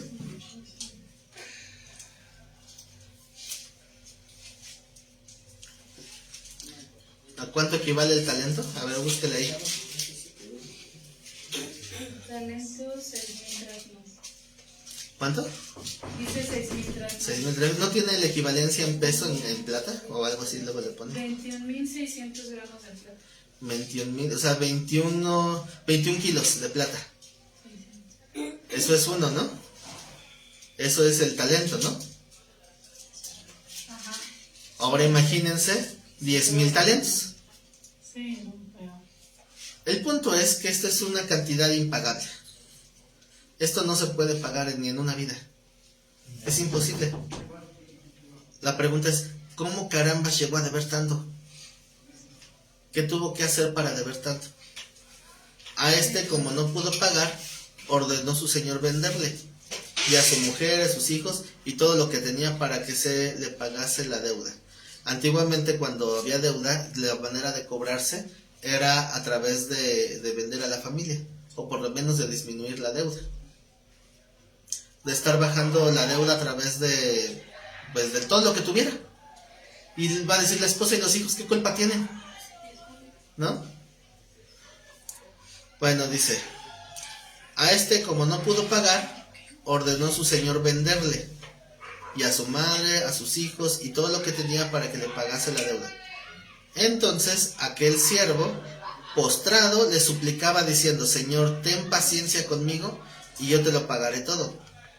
¿Cuánto tiempo le hubiera tomado pagar? No hubiera podido pagar en toda su vida. Y lo sabía, o sea, aunque le quite todo lo que tenga, no se va a poder pagar. El señor de aquel siervo, movido a misericordia. ¿Qué significa misericordia? Compasión. Parte es el sentir. Misericordia es que no se le dé lo que merece. ¿Qué merecía? Pues estar preso de por vida, ¿no? Eso es lo que merecía. Pero fue movido a misericordia. Le soltó y le perdonó la deuda. Pero saliendo aquel siervo, halló uno de sus consiervos. ¿Qué es un consiervo? Es otro siervo desde el mismo señor que él. O sea, siervos del mismo. Ay, hace mucha escándalo. Son los borrachines de aquí, los que están tomando. No dejan concentrarse. Bueno, dice que saliendo halló uno de sus consiervos que debía 100 denarios. ¿Cuántos son 100 denarios? Recuerden que el denario era lo que se pagaba por un jornal de trabajo. Entonces 100 denarios no es una cantidad tan pequeña, pero sí se puede pagar, ¿verdad? Con esfuerzo, sí se puede pagar. Dice, y haciendo de él, le ahogaba diciendo, págame lo que me debes. Entonces su consiervo, postrándose en pie, a sus pies, le rogaba diciendo, ten paciencia conmigo y te lo pagaré todo. ¿Se dan cuenta? Son las mismas palabras que usó el primero. Es dame tiempo y yo te voy a pagar todo. Aquí lo curioso de esta parábola está en que no hay una orden de perdonar. ¿Sí se dan cuenta que no le ordenó el Señor al siervo que fue perdonado? ¿Nunca le dio la orden de que tú debes de perdonar también? No le da la orden. Entonces, ¿por qué se enoja después? Porque era algo que él tenía que haber supuesto. Era algo de sentido común. Era algo que tenemos que entender por la misma experiencia personal. A veces Dios permite que pasemos por cosas, no como un requisito para enseñarlo, como dicen, es que para predicarle a un alcohólico tienes que haber superado el alcoholismo. No, no necesariamente. Pero de alguna manera eso te da una herramienta, te da una ayuda. Pero también dice la Biblia, ¿no? Que dad de gracia en lo que es recibido en la gracia. Si nosotros recibimos, en este caso, el perdón, pues era de esperarse que nosotros también perdonemos. Dice en el 30, mas él no quiso, sino fue y le echó en la cárcel hasta que le pagase la deuda. Viniendo sus consiervos chismosos, viniendo sus consiervos, viendo sus consiervos lo que pasaba, se entristecieron mucho y fueron y refirieron a su señor todo lo que había pasado. Entonces, llamándole a su señor, le dijo: siervo malvado, toda aquella deuda te perdoné, porque me rogaste. ¿No debías tú también tener misericordia de tu consiervo, como yo tuve misericordia de ti? ¿Ven cómo esta pregunta retórica habla o alude al sentido común? O sea, si tú ya viste lo que es eso, si tú ya lo pasaste y tú no ibas a poder pagar y él sí, ¿no tenías que haber sido misericordioso también? Dice: entonces su señor enojado le entregó a los verdugos hasta que pagase todo lo que debía. Así también mi Padre Celestial hará con vosotros si no perdonáis de todo corazón a cada uno, a su hermano, sus ofensas. Y aquí es donde, ¿se acuerdan que dice la palabra que la palabra es dulce al paladar, pero cuando se come amarga el vientre? Sí. Bueno, recuerden que el alimento espiritual es la palabra de Dios. Uno no solo vive de pan, ¿verdad? Vive de la palabra de Dios, porque hay que alimentar el cuerpo, pero hay que alimentar el espíritu. Y el espíritu se nutre de eso. Y así también puede haber buen alimento y puede haber mal alimento. ¿Cuál es el mal alimento espiritual? El humanismo, la prosperidad, ¿qué otras doctrinas? La del arrebato, La sangre de Cristo. la de la sangre de Cristo como amuleto. Todas esas doctrinas son alimento espiritual que no están nutriendo. Entonces es como comer chetos espirituales. No te sirven para nada, pero sabe rico. Ujú. En cambio, el alimento verdadero, el alimento sano, como pueden ser verduritas cocidas y verduritas al vapor. ¿Les gusta comer verduras al vapor? Sí. Ah, yo sí como verduritas al vapor, pero si me ponen una pizza, también le entra, ¿no? Una pizza de verduras. Pizza de verduras. Ah, yo le he preguntado a mis hijos: ¿qué quieres? ¿Qué prefieres? ¿Verduras al vapor o pizza? ¿Qué creen que me dicen? Pizza. Yo, ay, dando mal ejemplo. Está bien, vamos por una pizza. Entonces, lo espiritual es lo mismo. Va a haber alimentos que no nos nutren, pero saben ricos.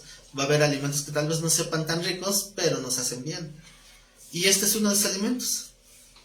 ¿Es bonito escuchar del amor de Cristo? Sí. ¿Es bonito escuchar del perdón de Cristo? ¿Te gusta escuchar que te diga alguien que Dios te perdona todos tus pecados pasados? Sí. ¿Te gusta escuchar que si tú no perdonas tampoco Él te perdona a ti? Ah, eso ya no gusta. Ahí es donde amarga el vientre, o sea, eso es donde ya cuando ya te está digiriendo, cuando tienes que ya nutrirte de eso, simbólicamente hablando, es cuando ya tienes que ponerlo por obra. Una palabra que te la comes simbólicamente, pero no la estás viviendo, pues no te hizo digestión. Entonces tú puedes decir: ah, qué bonito que Dios nos amó a todos por igual. Sí, pero hay gente que es mala y también la amó. Pues sí, entonces esa gente que es mala contigo, que a ti te está dañando, tú tienes que amarla y perdonarla. Ahí es donde ya se vuelve amargo. ¿Por qué? Pues, pero es que tú no sabes lo que me hizo. Bueno, yo no, pero Dios sí, y de todos modos sostiene su palabra, que de todos modos tienes que perdonar. Este es uno de esos mandamientos que son los más difíciles. Por eso les decía al principio de esta reflexión, ¿cuál es el mandamiento que parece el más difícil? Que tiene que ver con perdonar, pero el Señor es bien estricto y bien específico en decir: si tú no perdonas, Él no te perdona, porque Él está esperando que recibas, que tú des lo que recibiste, como un mínimo. Entonces, pero yo no soy así de malo. Bueno, compárate con la santidad de Cristo y dime qué tan bueno eres. Si alguien me dice que está a la estatura de Cristo, lo corro. Obviamente no estamos a la estatura de Cristo. Esa es nuestra meta como cristianos: alcanzar la estatura de la plenitud del varón perfecto. ¿Ya somos perfectos? O sea que necesitamos seguir echándole ganas. Y la parte más difícil es cuando otro imperfecto llega y te fastidia. Y entonces Dios te dice: perdona. ¿Hasta 7 veces? No, hasta 70 veces 7. O si quieres ver la versión de Lucas, aunque sea 7 veces al día, y 7 veces al día te pide perdón, perdónale. Y entonces van a decir igual que con el Evangelio de Lucas, ¿no? Entonces, Señor, aumentanos la fe para creer esta palabra, para creer que se puede. Porque parece a veces que no se puede, parece imposible. Pero si el Señor dice: hasta la gente mala puede amar a aquellos que le aman, ¿qué hacen ustedes de más? Ahí es donde se debe de notar la diferencia entre alguien que es hijo de Dios, que tenga la capacidad de amar a los ingratos, a los malos, porque Dios nos amó a nosotros. Y ya nada más termino con una pequeña historia, que tal vez ya se las he contado antes, pero pues se amuelan. De todos modos se las voy a volver a contar. Es la historia del perrito que dejan encargado, a lo mejor alguien ya la va a recordar. Una mujer tiene un perrito el cual quiere mucho, como le dicen perrijos, su perrijo. A mí no me gusta ese concepto, para mí ese concepto es ofensivo para Dios, pero bueno, cada quien su religión. Decía esta mujer, ¿no? Es que mi perrito yo lo amo con todo mi corazón, lo quiero muchísimo. Y entonces le dice a un amigo que le cuida al perrito porque tiene que salir de viaje y no puede llevar a su perro. Ándale, y le dice el amigo, no, a mí me chocan los perros, tú sabes que no aguanto a los perros. Es que lo quiero mucho, por favor, cuídamelo, nada más son 2 días. Ay, nada más por ti, nada más porque eres mi amiga y te quiero mucho, por eso te voy a cuidar a tu condenado perro. Ay, aquí está, toma, le da su cena, por favor, le calienta su pollito a 22 grados centígrados, y todo, ¿no? Así, con lujo de detalle. Y apenas se va la mujer y deja al perro, y el perro ya anda haciendo reguero, ya empezó a orinar las paredes, ya empezó a romper todo, y dice, ay, quédate quieto, vete para allá, quédate aquí. Y puro destrozo, puro destrozo. A la mañana siguiente va a ponerse sus pantuflitas, todas despedazadas. Ay, cochino perro, y agarra el perro y, ay, nada más porque es el de mi amiga, ya mañana vienen por él, ya mañana vienen por él. Y ya sí, ya no la aguanta. Y al día siguiente, cuando ya se va a ir a trabajar y busca sus zapatos nuevos de marca, destrozados. Y ya no lo piensa, la pura reacción, condenado perro, paz, le suelta la patada y sale el perro volando contra la pared. Nada más el ¡au! Y cae. Y se cae el perro con la lengua de fuera. ¿Qué hice? Ya lo maté. Y entonces llega corriendo y ve al perrito, lo mató. El perrito se murió. Y en eso va llegando la dueña. ¿Dónde está mi cachorrito? Lo extraño tanto, tiene tanto que no lo veo. Si fueron 2 días, ay, es como si fuera un mes. ¿Dónde está mi cachorro? ¿Qué harías en el lugar de esa persona que mató al perro? ¿Qué le dices? Ya te cacharon, ya estás ahí, ya no pudiste escapar. ¿Sabes cuánto amaba el cochino perro travieso? ¿Qué cara le vas a dar? ¿Qué cuenta le vas a dar? Pues, ¿qué crees? Que ese cochino perro a veces somos nosotros. Porque a veces, o alguien que nos está fastidiando. Pero, ¿qué crees? ¿Cristo dio la vida por ti? ¿Sí o no? Sí. También por ese que te molesta, también por ese que te hace la vida imposible. Cristo es como esa señora que encargó al perrito. Y hay gente mala, más mala que otra. Pero ¿qué crees tú? Tampoco eras muy bueno. Y Cristo te ama a ti. ¿Y a quién ama más? ¿A él o a ti? A todos. Igual. Así que, ¿qué está esperando Cristo de ti? Que le tengas paciencia, que le tengas amor. ¿Por qué? Porque Él lo ama, así como te ama a ti. Así que cada vez que llegue ese hermanito lija y te esté fastidiando, y diga, Señor, auméntame la fe. Nada más acuérdate, Señor, nada más porque tú lo amas. ¿Por qué? Porque tú le perdonaste igual que a mí. Y por eso tienes que tener la fortaleza para resistir, para amar a ese prójimo que parece que no es tu prójimo, ¿no? Ese es tu prójimo, no el mío. y es difícil. Amar a los que te aman es lo más fácil del mundo. Amar a los que te están causando tropiezo, ahí está el reto. Ahí es donde se diferencian los cristianos del resto del mundo. Y si no estás muy perfeccionado en eso, aguas, porque Dios te puede mandar un hermanito lija, o alguien que ni hermano sea, pero te va a molestar igual, o peor, para que tú demuestres si tú amas a Cristo. Entonces, cuando doy el tema del perdón, siempre les hago reflexionar en esto. No perdones a la persona porque lo merezca, porque no sería misericordia. Acuérdate que tú tampoco mereces el perdón de Dios, y sí te perdonó. Así que, si a ti ya te subieron a una cruz, te desnudaron, te golpearon, te abofetearon, te escupieron, Bueno, a lo mejor ya te acercaste a lo que Cristo padeció, pero yo creo que no. Yo creo que estás muy lejos de sufrir todo lo que Él sufrió, y las palabras del Señor es, ¿cuáles? Perdónalos, porque son unos tontos y no saben lo que hacen, pero los quiero.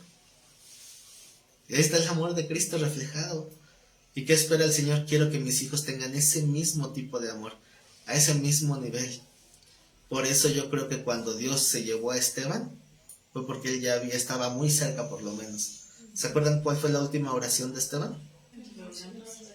No les tomes en cuenta este pecado. ¿Cuál pecado? Que me están matando. ¿Podrías orar así por alguien que te está matando?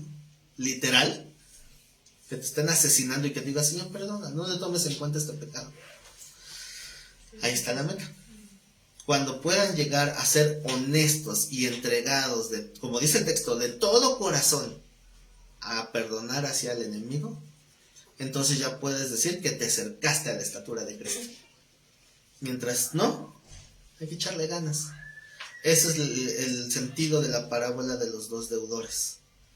No es que Dios te lo tenga que ordenar, es que te tienes que dar cuenta que no es porque lo merezca, sino piensa, si uno quiere ver el aspecto egoísta, obviamente no es lo correcto, pero si alguien es egoísta y diga, ¿yo por qué lo voy a perdonar? Pues que piense, tú tampoco mereces el perdón y Dios te quiere perdonar a ti. Así que de ahí tomas fuerza para perdonar a los demás. Y pues esta palabra puede ser tal vez dulce de oír, pero no va a ser tan dulce el día que llegue esa persona a darte lata y te acuerdes lo que Dios espera de ti. Ahí te va a amargar el vientre y a ver si de veras puedes estar nutrido. ¿Será que por eso a veces pasa el de la moto, que por eso pasa el de los tamales? Tal vez es porque nos está enseñando a amar a aquellas personas. Y obviamente estoy exagerando, pero hay gente que sí nos está dando dolores de cabeza en nuestro diario vivir. Hay gente que sí puede tener una verdadera mala intención y de veras procurar tu caída. Y tu deber es amarle. Así que la próxima vez que te enojes contra esa persona, acuérdate de estas palabras y enójate contigo por decir que eres cristiano y no actuar como Cristo. Ay. ¿Qué se espera de un hijo de Dios? Que actúe como el hijo de Dios. La vara está alta. Llegar a la estatura de Cristo no es fácil. Si fuera así, cualquiera lo haría. Así que esta es la reflexión que quiero dejar hoy en sus corazones, y con esto terminamos este larguísimo estudio de las parábolas. Ya no sé ni cuántas clases fueron como 60 clases, algo así. Gracias a Dios terminamos este estudio. Dentro de 8 días empezamos un estudio diferente. Vamos a hablar acerca de cómo se debe de evangelizar a alguien de la comunidad LGBTQRST. Todos esos. Entonces, ¿cómo tratar ese tema? Así que, bueno, despido a los hermanos que están en línea. No olviden dejar su like, compartir este video. Y si Dios nos presta vida, pues continuaremos la próxima transmisión el día sábado a las 2 de la tarde.